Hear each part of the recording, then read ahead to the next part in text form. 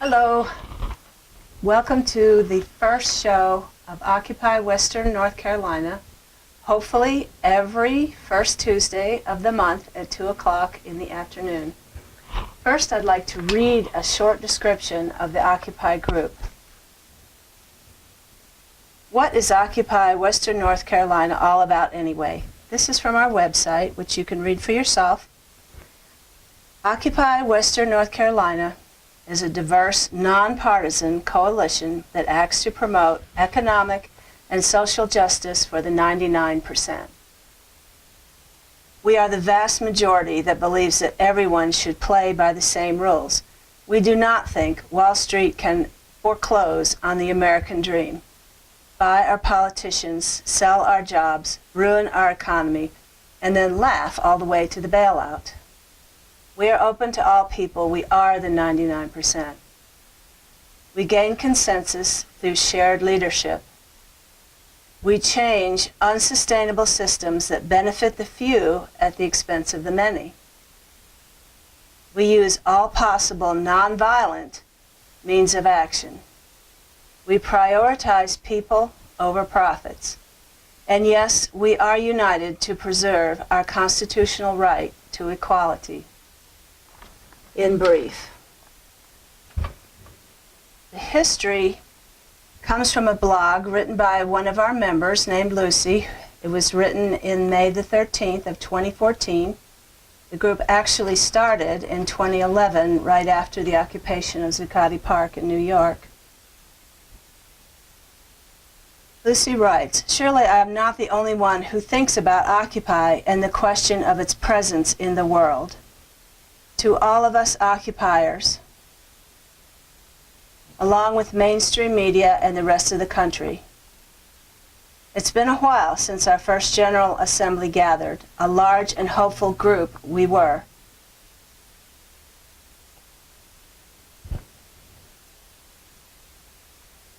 Here are 3 examples of Occupy's actions. Occupy Henderson County originated almost simultaneously with our group in 2011. These self-proclaimed activist citizens who eventually renamed themselves HC-CAFE have done impressive work.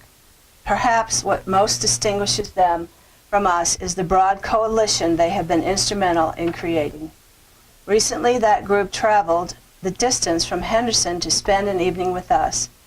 3 hours together revealed that the name Occupy was one of the few distinctions in the solidarity with and the confirmation we found with them. Next, there is the Occupy Network logo, which is on the minutes. Occupy's inbox email proclaims to the world Occupy is alive. Its purpose is to alert occupiers everywhere what's happening. Additionally, the rock-solid connection that Occupy has made with the national grassroots movement to amend is a commitment to undermine the devastating control of the corporate oligarchy over every aspect of needed change.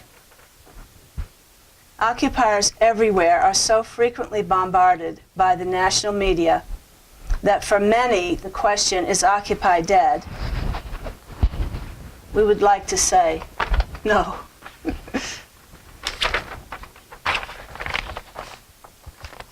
After the Zuccotti evacuation, occupiers segued to serious and certainly less obvious or newsworthy endeavors.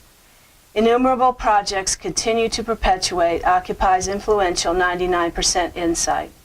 Move Your Money, Occupy the SEC, Occupy Sandy, Occupy Strike Debt, Innovating to Fight Homelessness, all demonstrations of occupiers still making a difference for the majority whose lives have been ruptured by the greed of the 1%.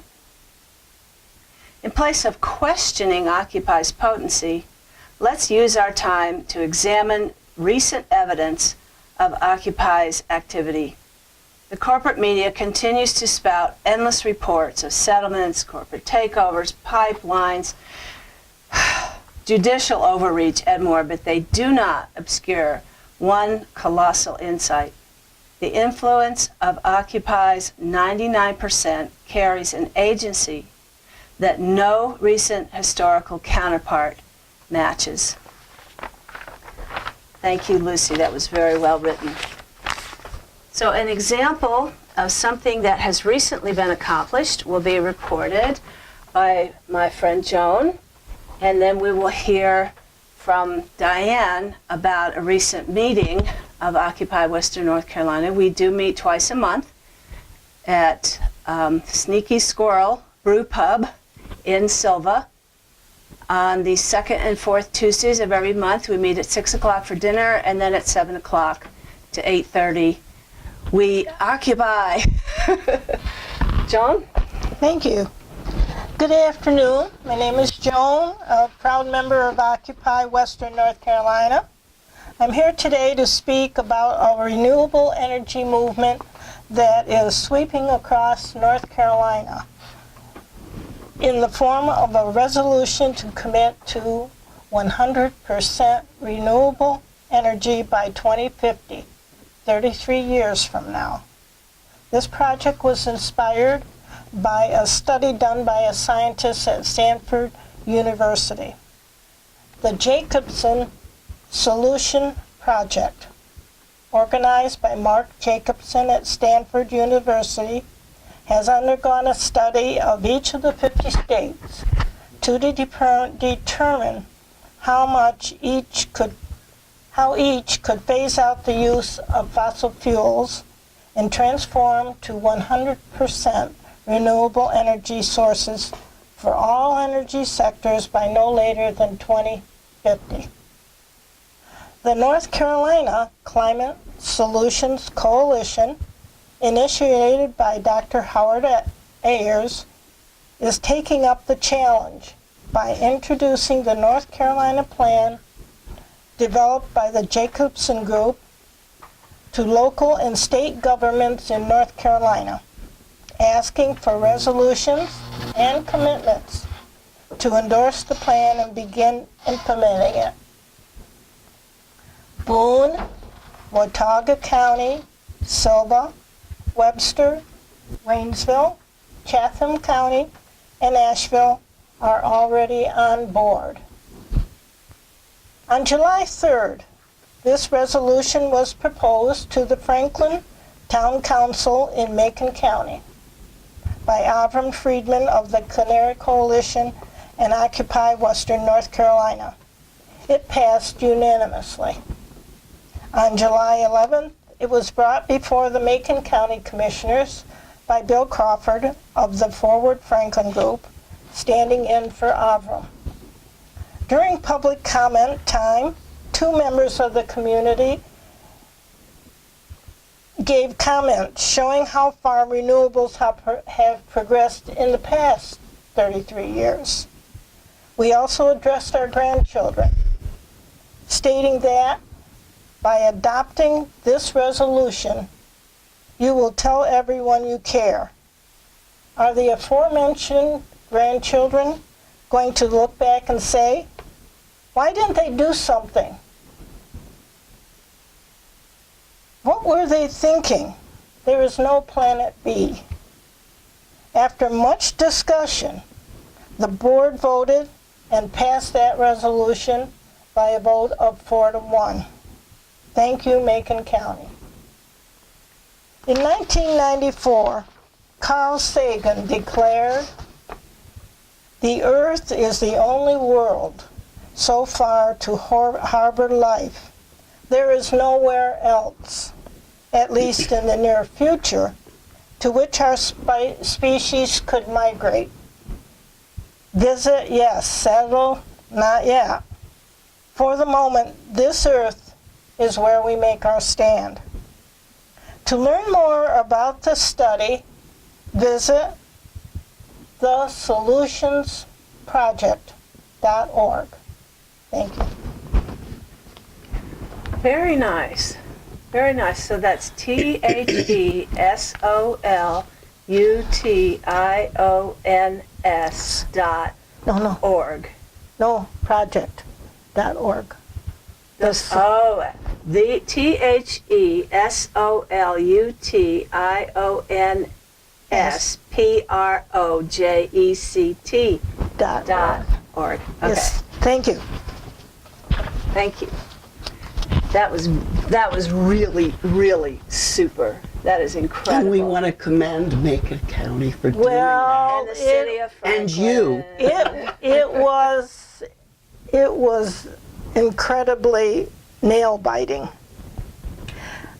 because the commissioners just went on and tweaked it a little bit and said, do we need all of this stuff on here? They took, with their county attorney there, they took the resolution itself, 100% renewable energy by 2050, and passed it, except for 1 vote. But it was a nail biter, and we had a room full of people sitting there wearing green shirts. So, How many people were there? probably 12 of us, I think. 12 of Wonderful. you, yeah. Yes. Yeah, that's great. But it was an interesting evening, but nail biting. Now that we have that resolution, what do you think they're going to start doing? Do you know? Well, the commissioners talked to us about what they're already doing. It seems as if they have started with the courthouse doing renewables, and they were all quite interested in that.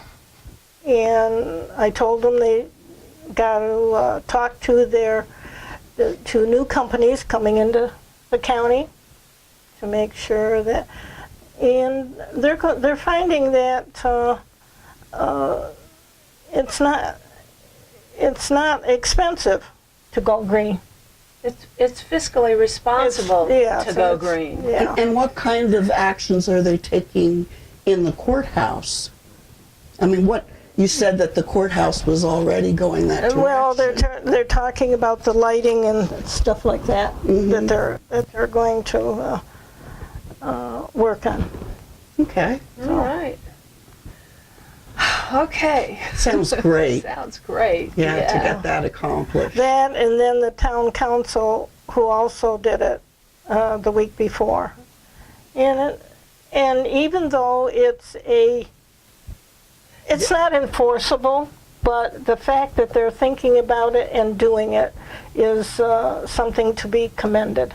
And their signatures are on a resolution that says that's what they want. Yes, for It's the a statement. grandchildren. Yeah, And it's for a their statement. grandchildren. And I That's what the think, citizens of Macon County and of the city of Franklin want, And- resolve to have. so other counties can come on board. Because of Macon County, I feel confident that other counties surrounding will also look at that, and maybe we'll have to go and push them a little bit and make sure it gets on their agenda and talk to them.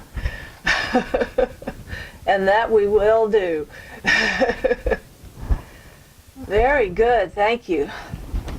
So that's an example of what activism can achieve if we don't just forget about it and despair, if we take a step in the right direction.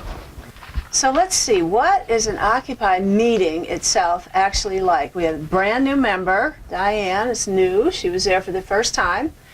I took the minutes and she has a copy of them.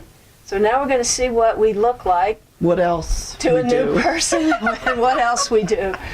Yeah, well, I just want to make a couple comments because I was just brand new, like she said, and like Ann said. And what I was most impressed with was not only the length of time this group has been here, which shows the dedication of the members of the group, which is most important, is the dedication. But also the fact that it's bipartisan, so that we are all in this together. It's not just the Republicans or the Democrats or the Independents or what, it's everybody, because this affects everybody. And that's what really impressed me a lot about the group. And I just wanted to make that statement about my impressions. And they also have a national presence. This is just one chapter of many groups, as well as being affiliated, or not affiliated, but partner organizations that are all joining together for different of the actions that we're looking forward to. So that it's larger than just the people in this meeting, which is very impressive. But we talked about several of the different actions that the group is working on, planning to work on, just a variety of different things. And one of them that is, well, all of them are important, but talking about the 99% versus the wealthy corporations is the premise of the We the People. And We the People is a national movement to get where we will be representing one vote per one person. And instead of having corporations giving in all this money to get a certain vote, which really leaves one side or the other just totally unable to fight against that particular subject or to try to negotiate it, because the people that are getting all this money, of course, are going to keep doing what these corporations want them to do. So by having a one person, one vote, We the People are taking the government back. Can I interrupt you just briefly? Yes, do. I did want to state that the We the People campaign is, the main objective is to have on the ballot in 2018 an opportunity for the citizens of North Carolina to vote for a resolution stating that corporations do not have constitutional rights and that money is not free speech. And that is, go ahead. No, that's what I need. There is a website, and it should be, Oh yeah, I don't know. there is a website, and Is it on there? no, it's not on here. Ah. Is it We the People? It's North Carolina NC. NC We the People .org. Yes, Okay. and there's a petition that can be signed. There has been legislation introduced in both the House and the Senate of North Carolina. It's currently in the Rules Committee of each of the separate bodies.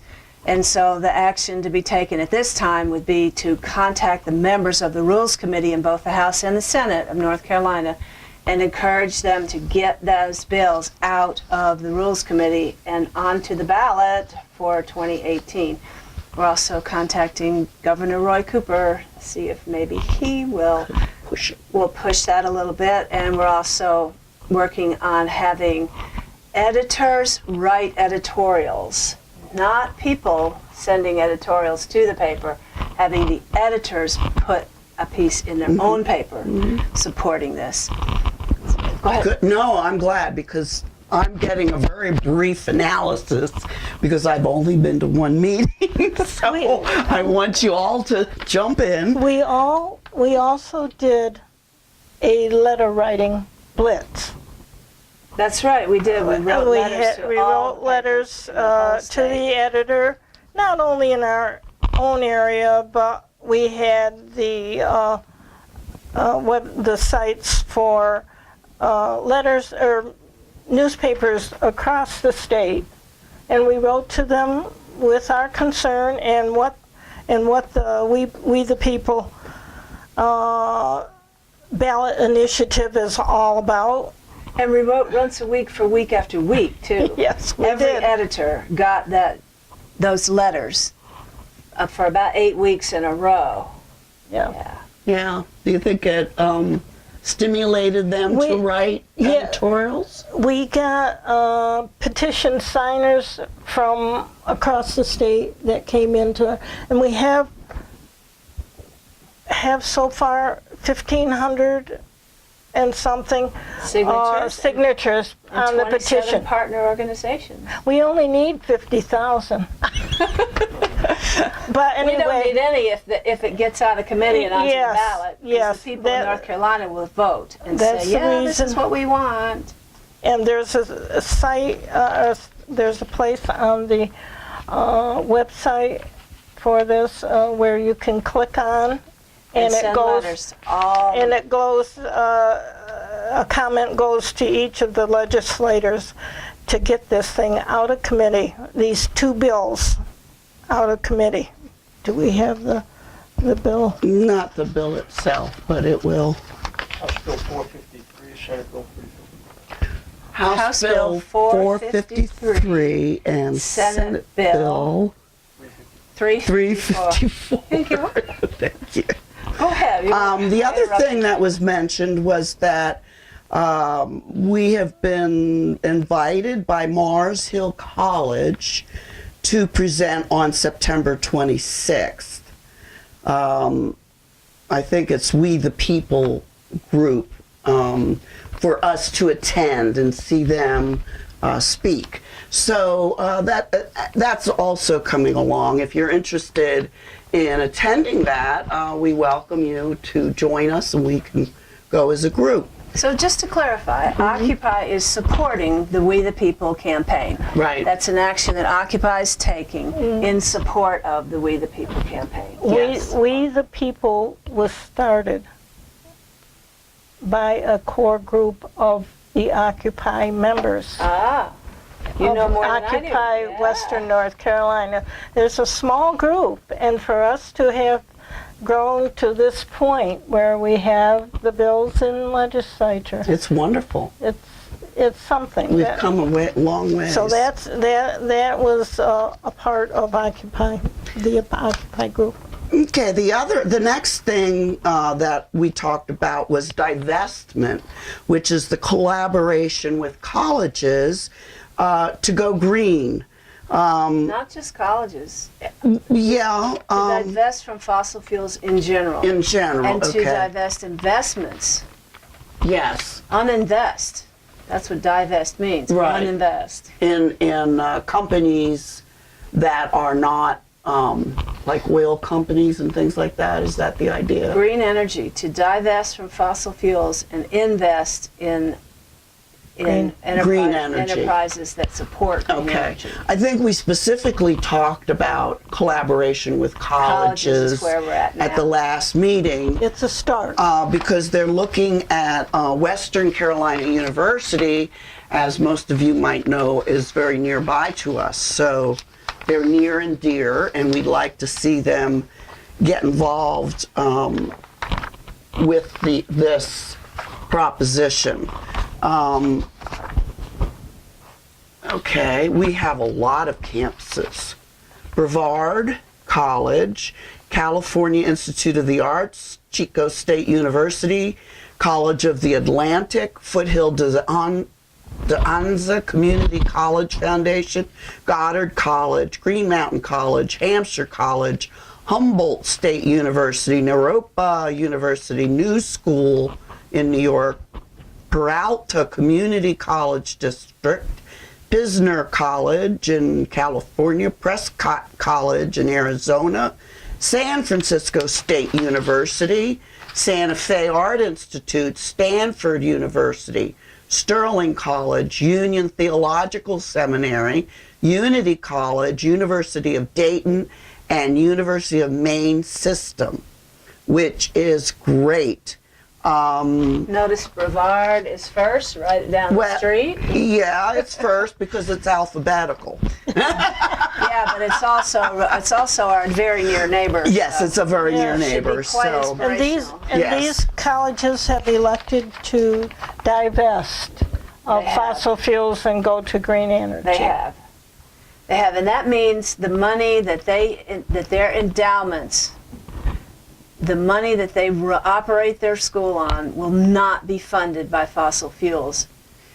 And we have some notes below that, which is talking about the approximation value of institutions divesting which is 742 institutions and 58,000 plus individuals divesting about $5.2 billion. So this is good. Not sissy stuff. No, it's not sissy stuff. And actually, educational institutions, it's 15% of all types of institutions that are divesting. We have government, philanthropic.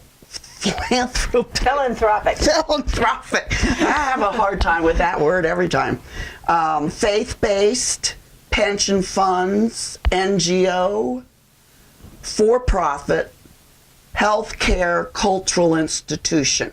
So those are all the different types of institutions that are divesting right now. And that we will target as well as colleges. Right. Yeah. Okay. That's really exciting. Right. And there is one more thing, is the People's General Assembly that we're trying to do, which is trying to get... That's just what we're calling it. That's the working name. Okay, that's the working That's the name. working name. Yeah, it says name here, question mark.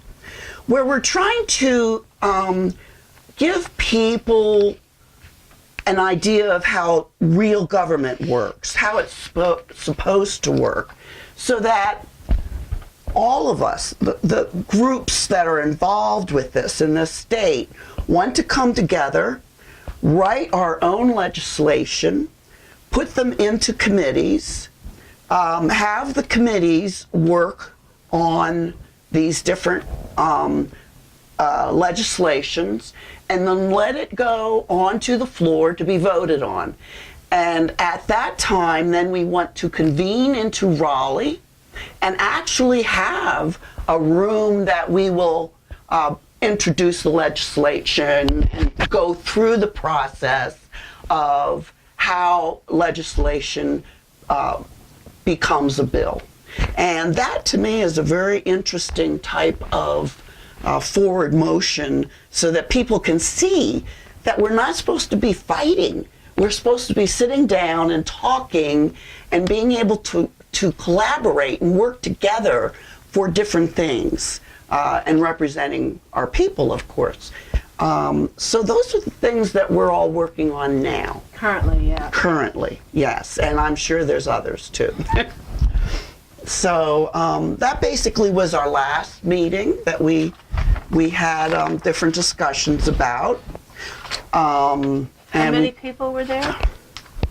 You don't have to name them, just oh, okay. their names are there, you just count the names.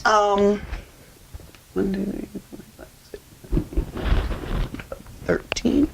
13, 14, 15 maybe. 14 or 15 Yeah. folks. And I would say that we have about 6 or 8 every single meeting. Mm-hmm. At least. People that show up, and we're not just sitting there talking, everybody works. Oh yeah, very organized. And you can see for yourself that we are accomplishing things. We invite you to come and join us if you have ideas of your own, or if you just want to put your energy behind something we're already doing. Boy, we'd love to have you. When? Again, we meet every second and fourth Tuesday evening of each month at Sneaky Squirrel between Dillsboro and Silva. We meet together for dinner at 6 o'clock, which is not required, and we just yak about everything, and that's where we get our personal opinions out on the table.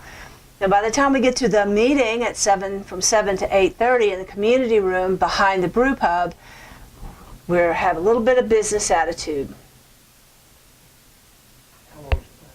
It goes from 7 p.m. until 8:30 at each meeting, and we're pretty strict about starting and ending on time. We try to take minutes, but again, it's Occupy.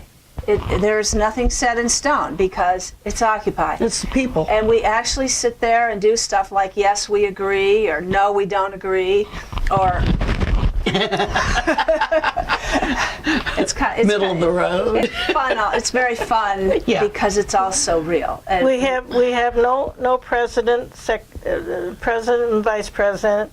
we have different moderators for each meeting. That's right. Somebody else takes the minutes, and we do have a listserv, which We is try to go by Robert's Rules of Order, but it sure doesn't work that way. That's okay. we do have It's small have enough. an email group. How many are on the email? You know, you would have to ask Alan because he Okay. operates the email group. So I think we're about out of time. So thank you for watching, and we hope to see you the next first Tuesday of September at 2 o'clock in the afternoon. On the Bye. station.